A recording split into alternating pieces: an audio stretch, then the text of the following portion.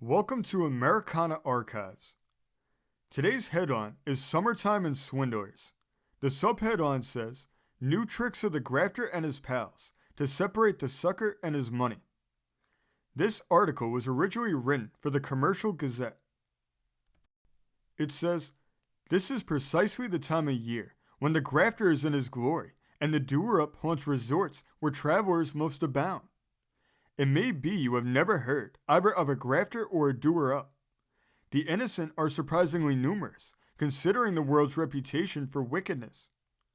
A grafter is a swindler, so is a doer-up. The former operates among the rural element, the latter endeavors to make the city man, the educated, the intelligent, his prey. It may seem odd that the educated and intelligent are the most easily swindled, but it seems to be so. The doer-up invariably moves among the best people. He dresses and looks like a gentleman. His swindles require the possession of ready capital. Rarely will he waste his time upon a job unless $1,000 can be made out of it. Before entering into any detail about the movement now in progress among the railroads to do away with these swindlers, let the modus operandi of the genus be explained. You are seated, we will suppose, in a parlor car, speeding on a long journey. Time begins to hang heavy on your hands. A fine-looking, well-dressed man strolls up and says to a passenger in front of you, "Do you care, sir, to join in a game of whist for a while?" The stranger does not object. "Good," remarks the other. "A friend of mine is very fond of the game and wants to play. We have free now." Then you are suddenly discovered, and the courteous devotee of cards inquires if you can spare an hour for a game. Up comes the friend, in the meantime, bows to the chap first asked to join the quartet, and they are all such solid, finely built, and well-to-do looking fellows that you consent with alacrity. That consent will cost you about all the money you have in your pockets, because the free are doers up, swindlers of the most expert character, possessed of more money and more brains than most firms. The four of you enter the smoking compartment, or if the porter objects, you sit in the rear of the car. No money is put up. The game is played for half an hour or so. "I declare," exclaims pal number 1 to pal number 2. "I wish we were playing poker. I'd bet on my hand against yours for the first free cards." "You would, eh?" replies number 2. "Well, you'd lose." "Bet $1 on it," reports number 1. Meanwhile, you and pal number 3 have been passive spectators.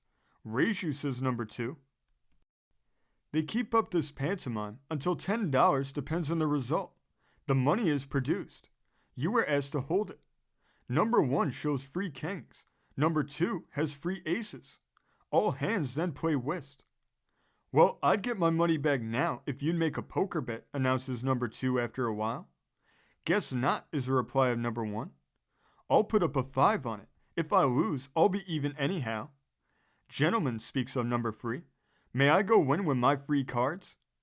There's a little hesitation, but the proposal is favorably received. Number 3 bets 5. Again, you are asked to decide. This time, 3 wins. Again, all hands play whist.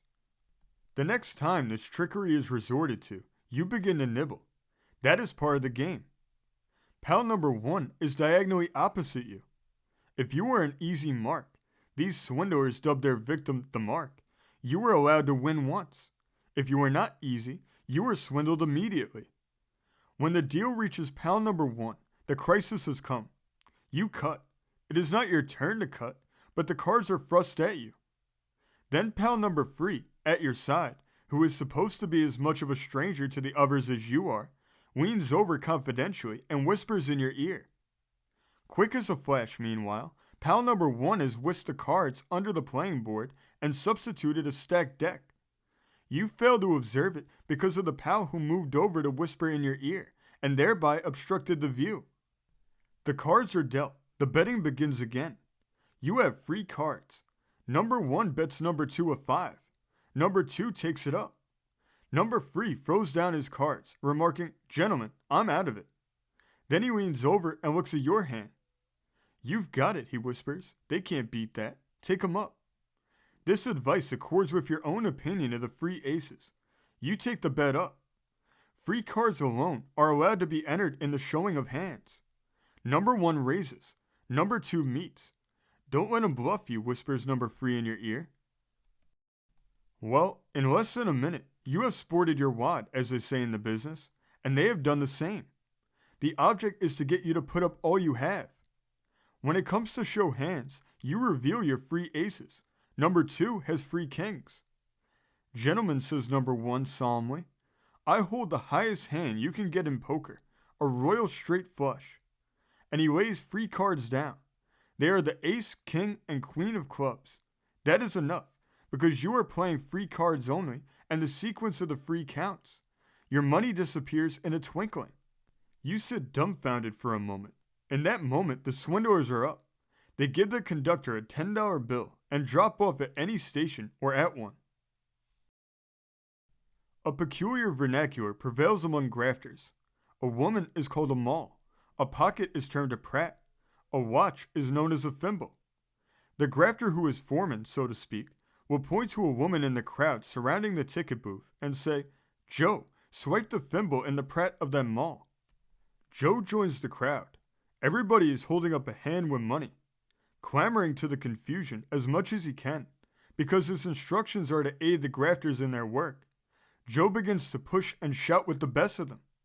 He raises both hands and manages to get next to the woman.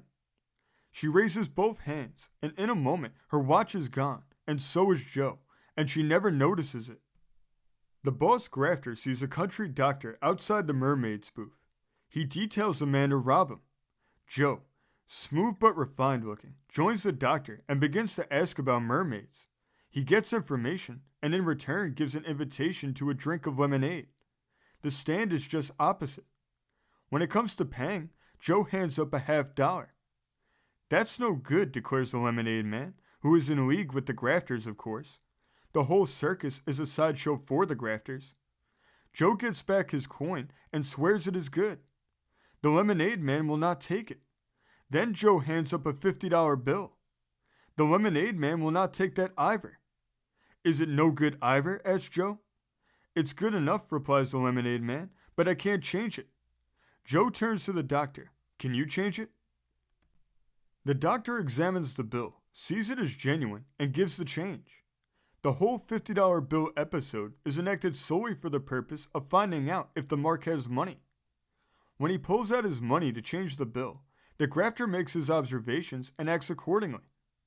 The pair go about, and quiet signals pass between Joseph and his brethren. Up comes grafter number 2. There's a letter in his hand, and a wad of greenbacks. Say, mister, he remarks, have you a $50 bill you can give me for these? Yes, replies Joe, and he pulls out some bills. But let me see your money. The brother grafter hands over the cash. He looks at it carefully and counts it. Hello, he exclaims, I haven't a 50 after all. Will 2 20s and a 10 do? No, is the reply. I want to send the bill off in this letter. The doctor hands up that $50 bill and gets their change. He counts the letter and remarks, there's $1 short. It proves to be so. Only $49 is in the wad. By this time, grafter number 2 has put the $50 bill in his envelope, from which it is protruding, plainly to be seen. Wait a minute, he says, handing envelope and bill to the doctor, while I go and get that $1. He takes his wad and leaves the envelope with the victim. The latter waits a moment, turns, and finds that his lemonade acquaintance has disappeared. Then he looks at the envelope in his hand. It contains a $1 bill or a beer stamp. Just at this period, when the holiday season sends so many people into regions with which they are unfamiliar, bound to have a good time with their savings, the doer-up and the grafter are a source of infinite trouble. The railroad companies and the steamship lines have just perfected a detective system which is designed to rid their respective services of these posts. Thomas Burns, now living in retirement upon his country estate, was asked to take entire charge of this system. He was then asked to advise the company's superintendents upon the matter, and is understood to have compiled a little code for that purpose. It is all the result, said the great detective, when asked about the matter, of the growth of the educated criminal class. This class has increased, I think, more rapidly than any other during the past 5 years.